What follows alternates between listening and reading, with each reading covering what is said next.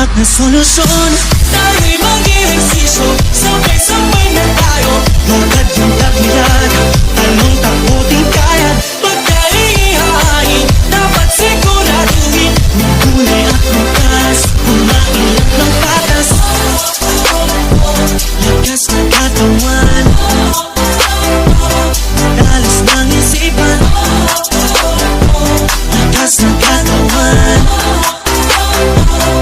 dalas ng isipan. Healthy life ay ating simulan. Maging malakas, maging malusog, puso at isipan. Mahusay na guro, yung inyong pamantasan. Hindi magpapatalo dahil laging healthy yan. Tamang nutrisyon, tiyak na solusyon. Tayo'y mag-ehersisyo, sabay-sabay na tayo. Lakad yung tagilid,